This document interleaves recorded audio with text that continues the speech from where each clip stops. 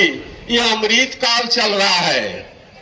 अमृत काल बजट पेश हो चुका है, क्योंकि कुछ दिन पहले से हम लोग ट्रेड यूनियन लीडर लोग बोलते थे कि आज देश में समुद्र मंथन हो रहा है, क्योंकि सरकारी संस्था को मॉनिटरी पाइपलाइन का अंदर में डाल करके सारे राष्ट्रीय संपत्ति को बहा रहे थे।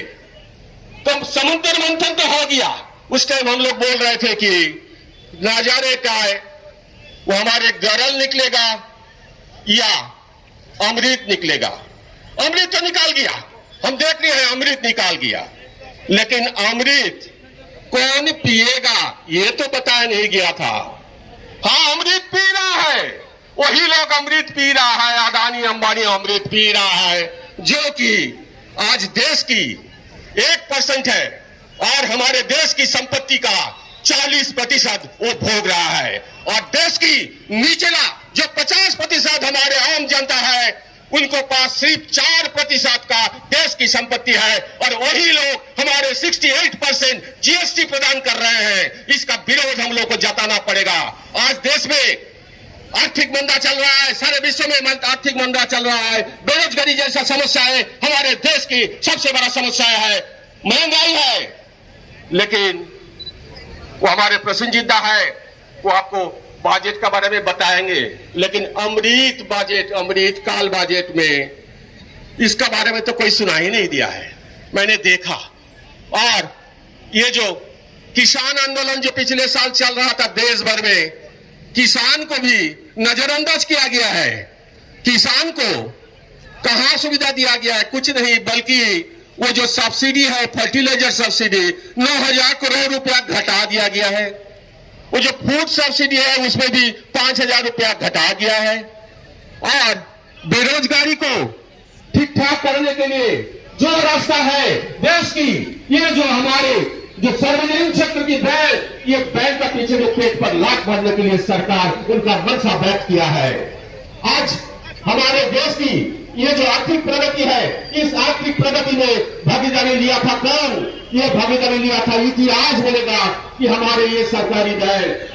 आज जो महिलाएं जो आए हैं, सभी गोष्ठी का महिलाएं जो आए हैं, हमारे इस राज्य में 11 लाख सेल्फ हेल्प ग्रुप है, और देश में करीब 77 से 78 लाख सेल्फ हेल्प ग्रुप में है, और एक ग्रुप में करीब 20 से 25 हमारे महिलाएं हैं जो उनको रोजगार प्रदान कर रहा है। और सिर्फ रोजगार नहीं प्रदान कर रहा है, उसी रोजगार से ग्रामीण अर्थनीति हमारे बलियान हुआ है। आज वो सेल्फ हेल्प ग्रुप को महिला से पूछ लीजिए, ये हमारी बात नहीं है, ये महिला से पूछ लीजिए, उनको सिर्फ 2.5% इंटरेस्ट पे ही लोन दिया जाता है। कोई बेसरकारी बैंक ये सब काम करेंगे? नहीं करेंगे। और ये महिला जानते हैं उनके प्रगति के लिए कौन है? यही राष्ट्रीय बैंक है, वही सार्वजनिक क्षेत्र का बैंक है। इसीलिए हमारे राज्यों की या देश की कोने कोने जहां जाकर के हम लोग ग्राम सभा करते हैं, बिना बोले हुए उन लोग जुट जाते हैं 1,000, 2,000, 3,000 में।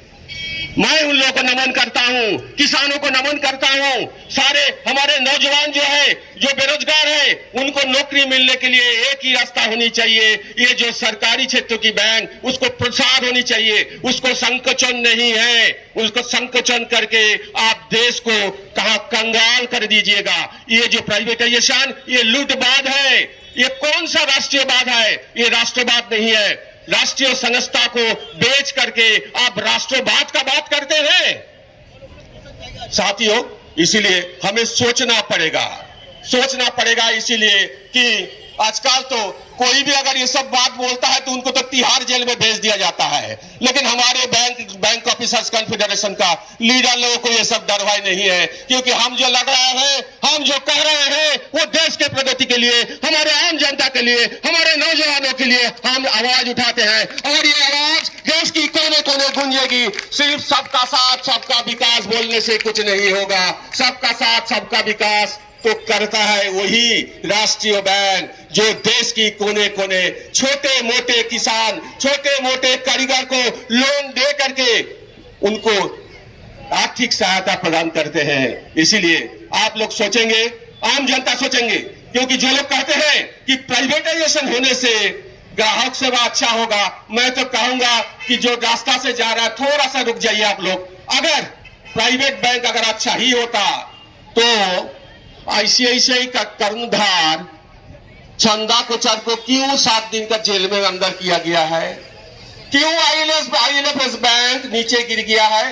क्यों डीएचएफएल बैंक जो 2,60,000 फ्रॉड हाउसिंग लोन दिया था, क्यों आपका यस बैंक डूब रहा है, डूब गया है? अगर स्टेट बैंक ऑफ इंडिया नहीं अगर रहता तो उसको कौन बचाता?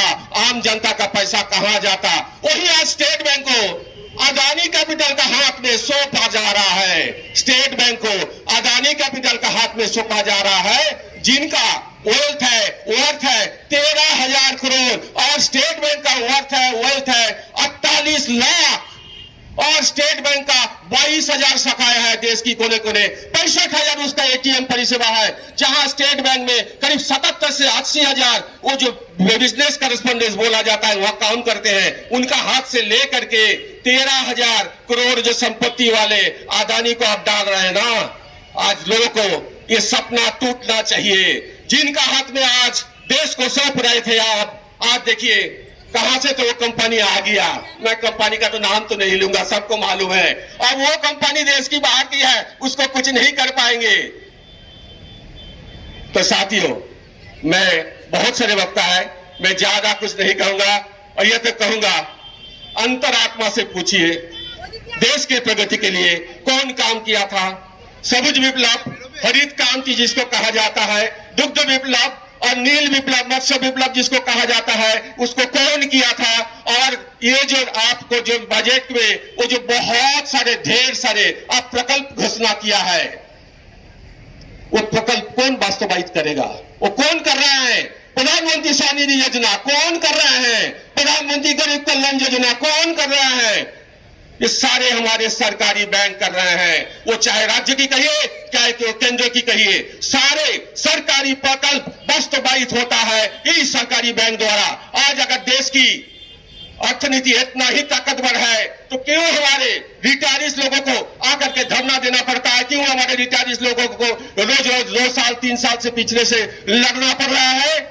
आप बोल रहे हैं कि देश प्रगति पर है, अमृत काल आ गया है। अमृत काल में कम से कम हमारे ये जो बुजुर्ग लोग उनका कम से कम उनका जो पेंशन जो बढ़ोतरी का इन लोगों ने जो मांग कर रहे हैं वो तो कम से कम तो बढ़ा दीजिए, तब ना हम समझेंगे। कुछ अमृत हम लोगों भी तो पीने दीजिए, हम लोग सिर्फ गरल ही पिएंगे।